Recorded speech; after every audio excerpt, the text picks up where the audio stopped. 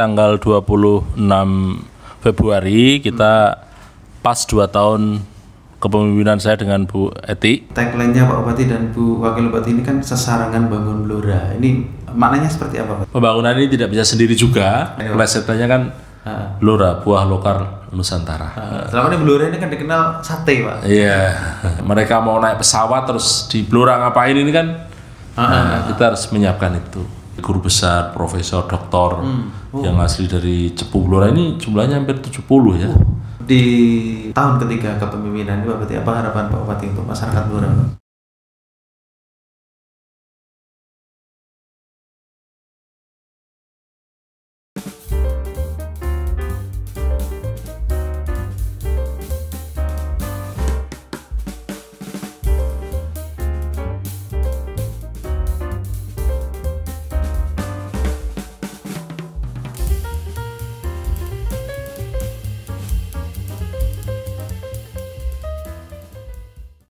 Assalamualaikum warahmatullahi wabarakatuh, sahabat Radar Bojonegoro.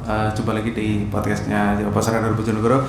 Tamu kali ini di podcast Radar Bojonegoro sebenarnya istimewa, yaitu Bapak Bupati Blora, Bapak Arif Rahmat. Selamat sore Bapak Arif Rahmat. Sore Mas. Sore Pak Arif, tema kita hari ini adalah 2 tahun kepemimpinan Pak Bupati dan Ibu Wakil Bupati.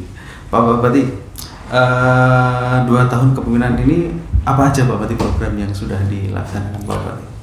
Nah, terima kasih. Jadi alhamdulillah nanti tanggal 26 Februari kita pas 2 tahun kepemimpinan saya dengan Bu Eti. Kita dilantik tanggal 26 Februari. Nah, tentunya yang pertama saya mengucapkan terima kasih kepada seluruh masyarakat Kabupaten Blora dimanapun berada atas semua doa dan dukungan dan juga masukannya. Alhamdulillah dalam 2 tahun pemerintahan ini kita memang fokus program prioritas kami adalah di bidang infrastruktur.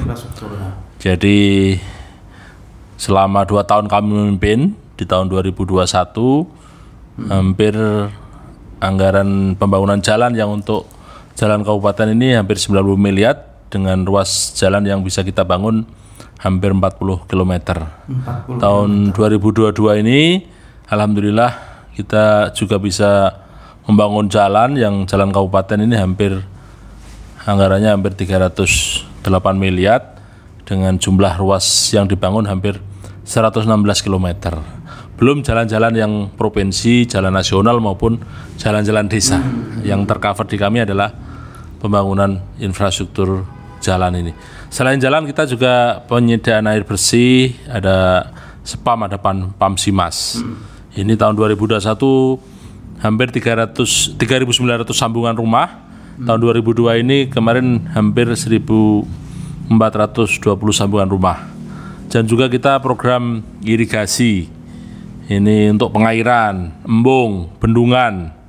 Ini juga kita bangun, baik itu proyek nasional, provinsi maupun kabupaten. Ini juga ada sanitasi juga untuk penerangan jalan juga. Kita sudah hampir 2 tahun ini hampir sekitar 700 titik kita bangun. Selain juga rumah tidak layak huni yang kita bangun, ini selama 2 tahun ini hampir 2.500 rumah kita bangun. Ya, termasuk juga di bidang pendidikan, pembangunan gedung, kesehatan, dan juga infrastruktur yang lain.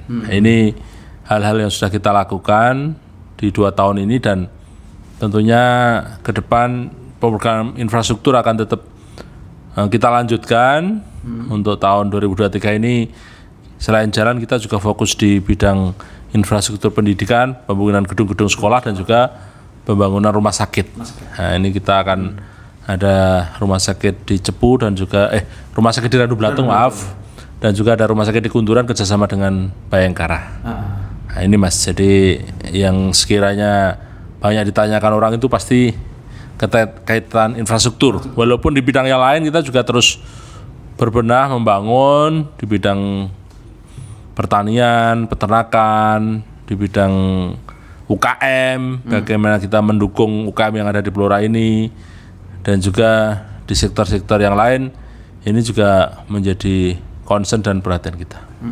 Oke, Pak Bupati. Selama 2 tahun Pak Bupati ya, berarti ada banyak infrastruktur jalan Pak Bupati yang dibangun. Pak Bupati, jalannya ini berarti jalan rigid Pak Bupati ya? Rigid, beton. Rata-rata beton ya, rigid beton ya. Jadi kita kombinasi, ada rigid beton, ada yang paving, ada juga yang aspal, ada hot mix, itu. Jadi ini kombinasi. Pak Bupati, kesulitannya Pak Bupati, kan Blora ini kan wilayahnya banyak yang di hutan, karena nggak kesulitan membangun jalan-jalan yang ada di hutan. Ya alhamdulillah selama ini dengan sinergi yang ada kita bisa bersama-sama untuk membangun ini dan sesuai dengan tenggat waktu yang ditentukan, tidak molor ya istilahnya. Tepat waktu gitu. Tepat waktu, pelaksanaan proyek-proyek yang direncanakan ini bisa sesuai dengan target yang kita inginkan. Jadi Blora ini sekarang jalannya banyak yang mulus Pak Bupati. Alhamdulillah, walaupun belum semuanya ya, tentunya masih banyak yang sedang kita usulkan untuk nantinya mendapatkan perhatian dari pemerintah pusat melalui Impres Jalan dan juga pemerintah provinsi. Ini juga kita sinergikan. Oke. Pak Bupati, tagline-nya Pak Bupati dan Bu Wakil Bupati ini kan sesarangan bangun Blora. Ini maknanya seperti apa Pak? Apa sih yang diharapkan dari tagline seperti itu Pak Bupati? Jadi ketika kami awal mau mencalonkan diri dulu, kita bersurvei kepada masyarakat. PR-PR apa yang menjadi harapan masyarakat untuk bisa diselesaikan ketika itu. Ketika itu saking banyaknya PR yang kira-kira akan diselesaikan oleh siapapun yang menjabat, akhirnya kita punya tagline bahwa wah kalau gitu PR ini kita tidak bisa sendiri, kita harus mengajak seluruh stakeholder lapisan masyarakat untuk bagaimana membangun Blora ini secara bersama-sama. Akhirnya ketemu sesarengan bangun Blora ini. Jadi dikandung maksud bahwa kami, saya dengan Bu Wakil dengan Mbak Eti ini dalam membangun Blora ini mohon dukungan, partisipasi dari semua pihak, baik itu di teman-teman di legislatif maupun di dinas-dinas dan juga di stakeholder yang lain ya, termasuk tokoh masyarakat, media dan juga pihak-pihak yang kita ajak untuk sesarangan membangun Blora ini. Jadi dengan sinergi banyak pihak itu akhirnya pembangunan Blora ini juga berhasil gitu Pak? Insya Allah, karena kita yakin kalau sesuatu ini kita kerjakan secara bersama-sama, insya Allah akan bisa berhasil dengan baik. Jadi kami tidak bisa sendiri, kami mengajak untuk seluruh lapisan masyarakat untuk bisa membantu dalam rangka untuk membangun Kabupaten Blora ini. Berarti secara bersama-sama gitu Pak? Iya betul. Oke Pak Bupati, kita kembali lagi ke infrastruktur tadi Pak Bupati. Selama 2 tahun ini kan gencar sekali Pak Bupati yang melakukan pembangunan infrastruktur jalan itu. Harapannya apa Bupati? Pak, dari jalan yang mulus itu nanti targetnya seperti apa Pak? Jadi kami yakin harapan rakyat ini kan tidak mulu-mulu sebenarnya. Banyak sekali ketika kita turun ke bawah, Pak saya ini tolong jalannya dibangun sementing itu, karena itu merupakan hal pokok bagi masyarakat. Kalau istilahnya kami tidak bisa makan itu masih bisa minta tetangga saudara Pak, tapi kalau kita jalan ini minta siapa lagi kan itu. Makanya kita arahkan baik itu pemerintah desa agar juga membangun jalan-jalan yang ada di kawasan memang yang menjadi tanggung jawabnya jalan desa. Nah, kami yakin kalau sebuah daerah ini infrastrukturnya baik, ini akan berefek ke sektor yang lainnya.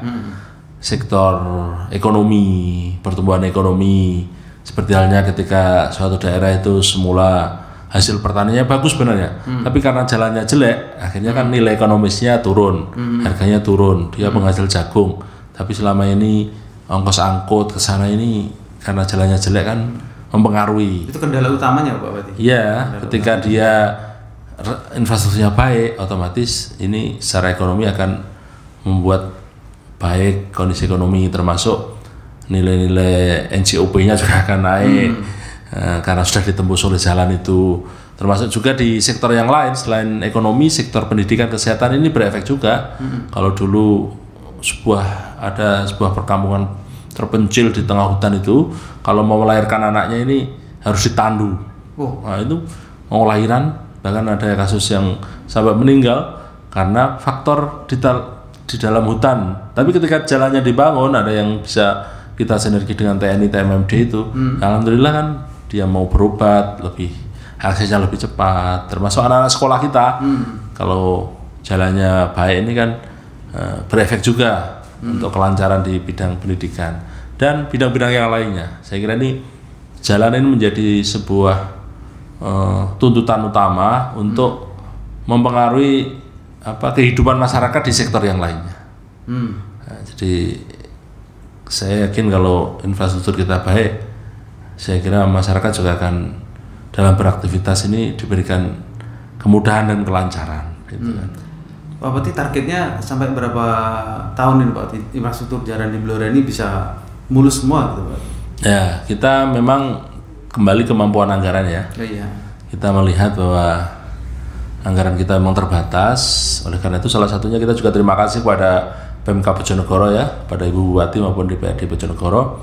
Kemarin di akhir tahun 2022 kita diberikan bantuan keuangan daerah itu hampir 33 miliar ya, itu menghubungkan dari jembatan baru yang dulu memang kita juga sinergi yang terusan dari Bojonegoro Lui Haji itu, dan ini kita dibantu untuk akses jalan dari arah jembatan ke bandara. Nah ini bahwa konsep kita memang pembangunan ini tidak bisa sendiri juga, kita mencoba untuk membangun sebuah daerah ini dengan kawasan. Konsep kawasan. Jadi kawasan istilahnya kami menamakan ini nantinya Cepu Raya. Nah, ini sebuah kawasan bahwa bagaimana Cepu ini perbatasan dengan Jawa Timur, menjadi pusat pertumbuhan ekonomi, kebudayaan, kesenian, pariwisata dan pendidikan dan sektor-sektor yang lain. Ini kita harapkan nanti dari Cepu ini. Nah, ini kita sinergi dengan Bojonegoro, dengan Tuban dan juga Rembang dan juga kabupaten yang lain, termasuk Ngawi,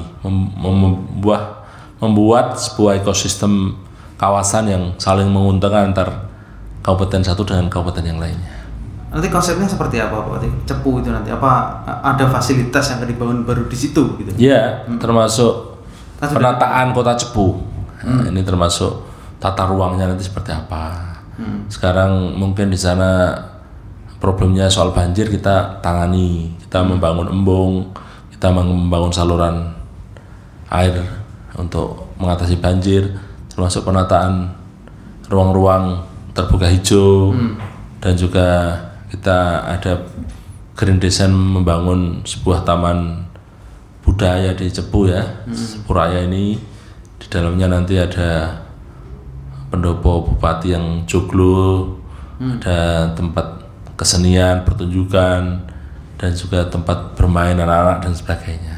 Jadi ini bagaimana Cepu ini menjadi magnet untuk bisa menarik orang berkunjung ke sana. Cepu ini kan terkenalnya kota migas. Jadi bagaimana belajar migas ya di Cepu. Cepu ini terkenalnya kayu jati. Ya, bagaimana kita kayu jati yang kita punya ini menjadi sebuah potensi. Terus kemudian ada suku Samin, ada Lokotor, ada wisata yang lain seperti Gubuk Payung, ada juga sumur-sumur tua, sumur Anggo. Nah ini kan mencoba kita tata untuk menjadi sebuah destinasi tujuan orang berkunjung yang menarik seperti apa. Kenapa Pak Bupati kok memilih mungkin Cepu gitu ya, tidak di Bloranya kota gitu Pak Bupati? Jadi kita memang setelah menganalisa dan melakukan survei, denyut ekonomi yang memang berpotensi untuk terus dikembangkan ini di Cepu. Karena ini kan berdekatan dengan wilayah Bojonegoro. Jadi biar kita sinergi juga antar kawasan tadi. Walaupun di sisi lain Blora juga tetap akan kita kembangkan. Tapi kan yang hari ini berpotensi untuk menjadi sebuah kawasan daya tarik, apalagi sudah ada penerbangan Bandara Dingloram sudah mulai aktif lagi, dan tentunya ini kita ingin menarik orang-orang dari luar sana untuk datang ke Cepu ini. Ketika mereka datang ke Cepu tentunya kan tanya, saya ngapain ke Cepu? Saya rapat di Cepu, kalau hanya rapat di kota-kota lain juga bisa. Tapi ketika kita punya keunikan, seperti halnya tadi saya dengan teman-teman pers untuk HPN, Puncak Hari Pers Nasional kita adakan di Kampung Samin, di Sambongrejo. Ternyata kan ini sesuatu yang menarik sebenarnya untuk mengundang orang untuk bisa datang ke Cepu dan sekitarnya ini. Oke.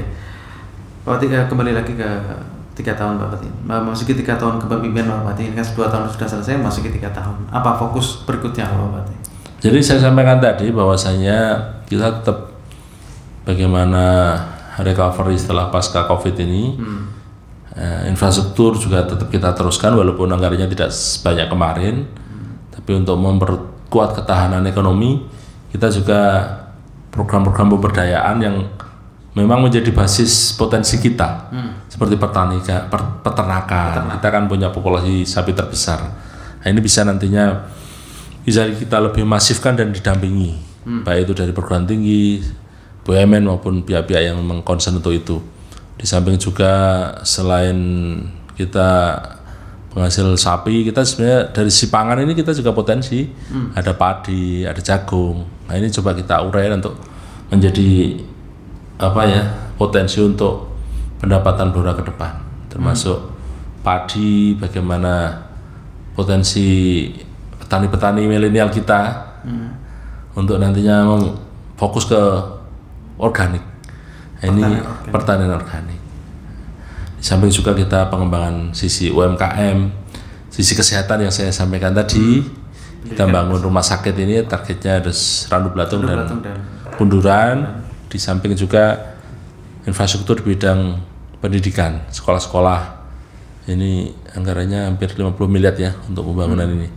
Belum dari sumber-sumber anggaran yang lain yang berpotensi untuk mengarah ke sana.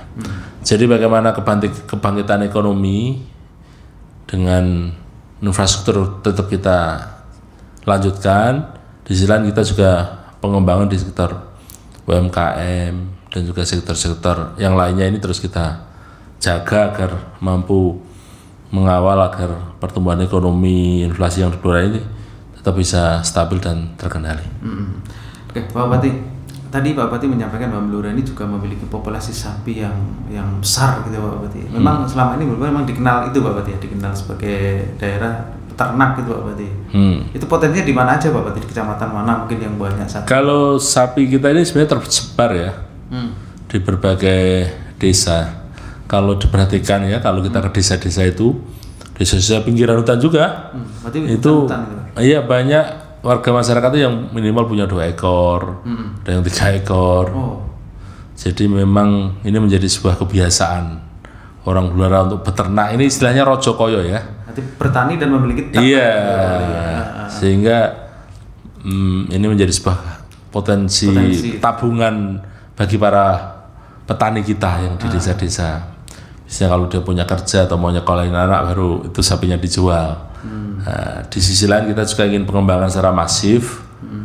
Itu tadi kan yang rumahan ya, yang dikelola oleh rakyat. Ada beberapa desa yang kita jadikan percontohan untuk membuat kandang-kandang komunal, kandang-kandang bersama, dikumpulkan. Jadi ada beberapa di wilayah Japa, di wilayah Jepon, dan juga di Banjar ya. Ini kita nanti coba untuk membuat kandang-kandang komunal agar ya sapi-sapinya ini bisa terkelola dengan baik dan ada pendampingan intinya. Jadi lebih besar nanti. Iya, baik itu ada pendampingan BUMN maupun perguruan tinggi untuk bisa hadir di sana untuk membimbing masyarakat ini agar dalam beternak ini ada ilmunya yang tentunya kalau bisa diajarkan ini akan lebih memberi nilai manfaat untuk masyarakat.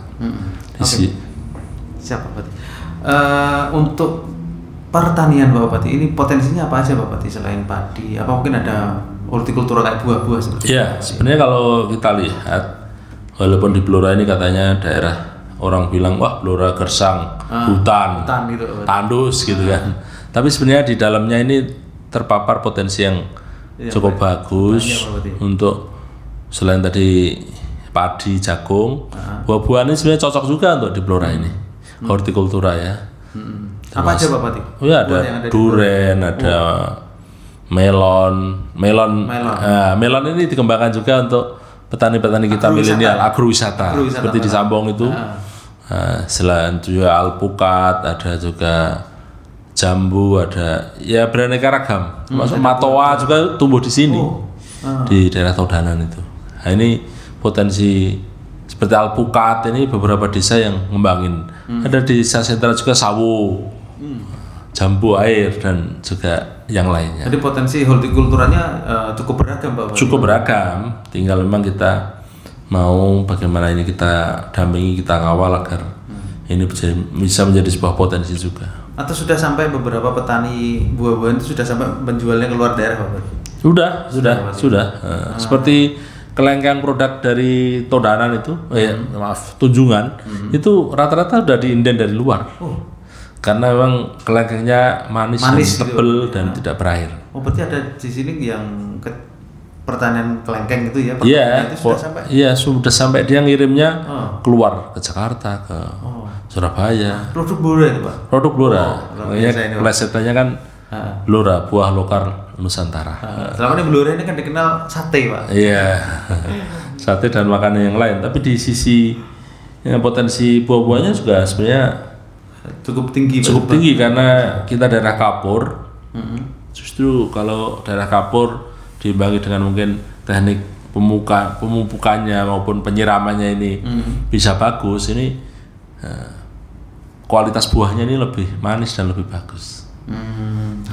Gitu. Jadi memang potensinya Blora luar biasa ini Pak. Pak Pati, Bandara Ngloram ini kan kembali aktif Pak Pati. Mungkin bisa diceritakan Pak Pati, cerita bandara itu bisa aktif kembali ini seperti apa Pak Pati?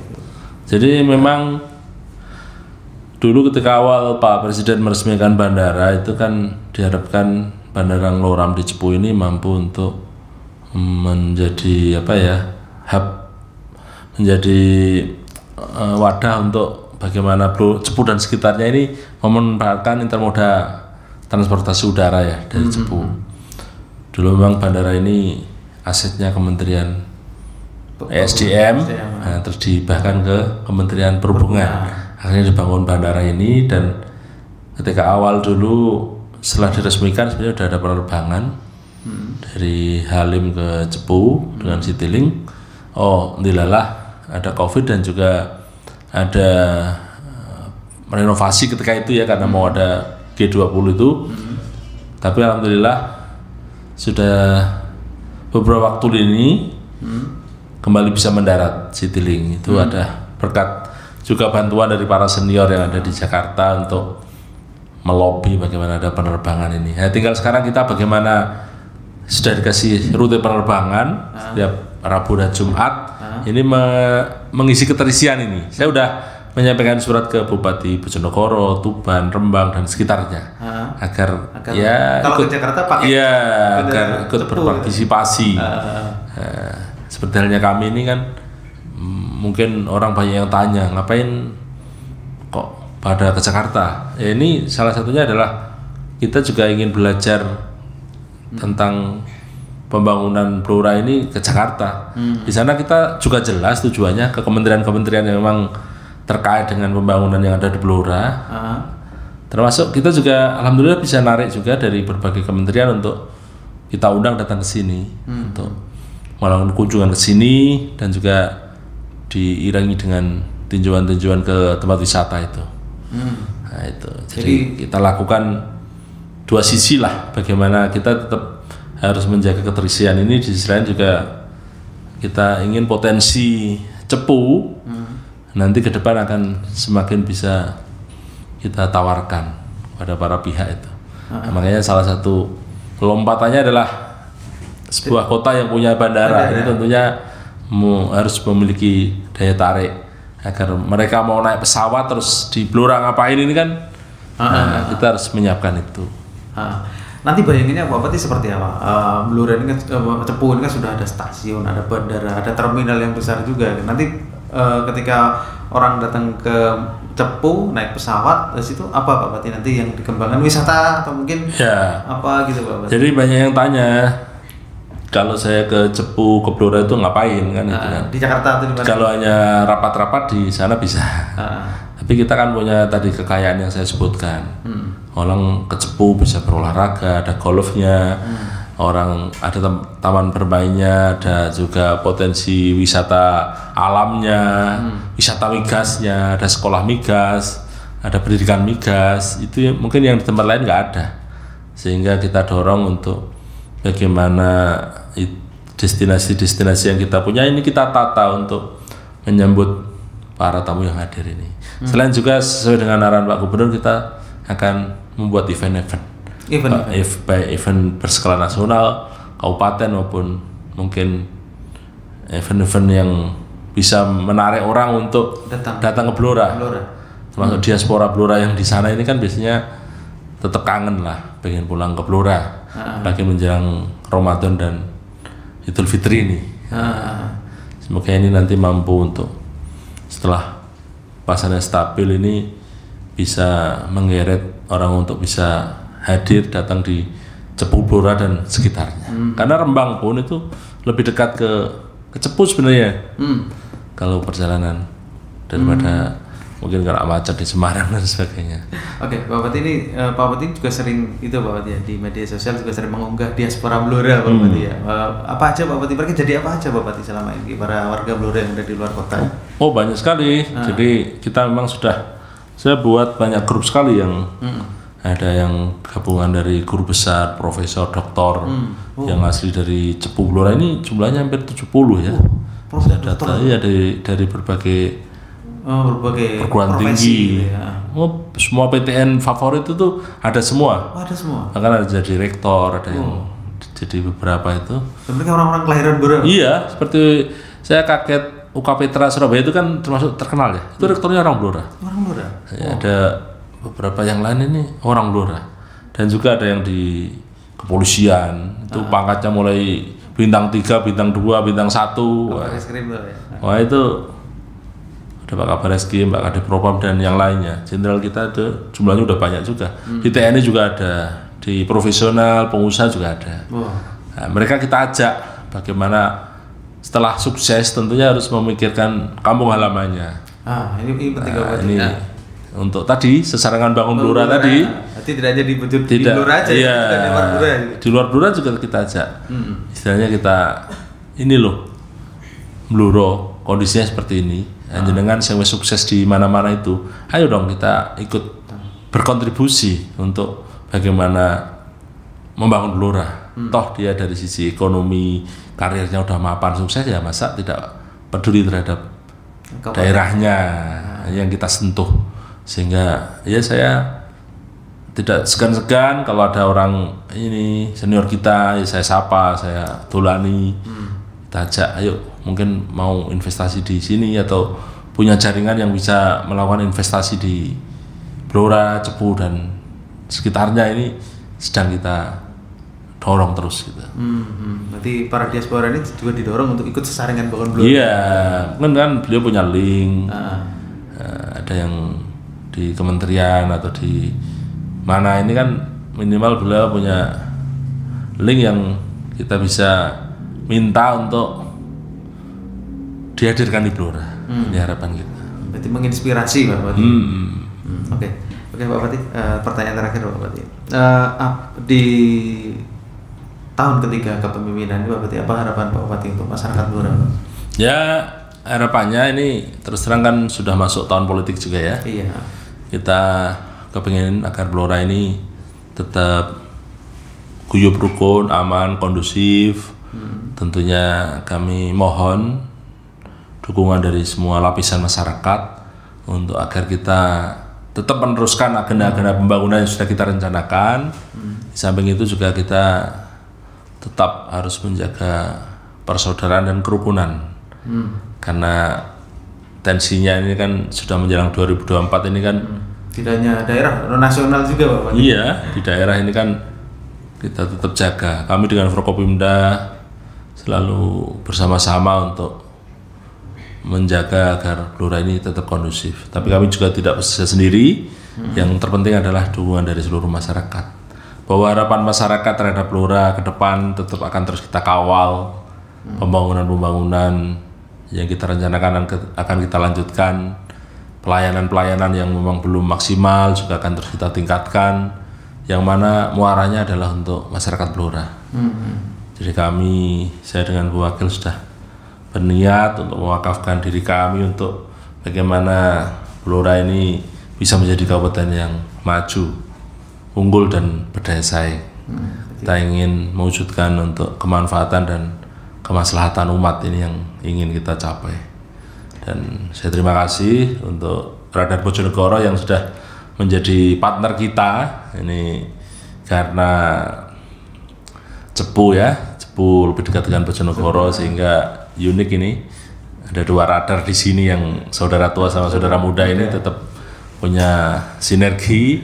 Nah, kami berharap nanti bisa membantu kami untuk mengangkat potensi-potensi yang kami miliki, mempromosikan kulinernya, wisatanya, ekonominya, UKM-nya, dan mungkin hal-hal yang lain. Sisi lain yang bahwa ya berita baik ini harus ditampilkan, karena kami sadar bahwa kita bekerja sengotot apapun, banting tulang macam-macam, kalau tidak diberitakan kan masyarakat juga tidak terinformasikan. Publikasi dari media juga penting. Iya, makanya kita ingin teman-teman media ini menjadi media partner kita.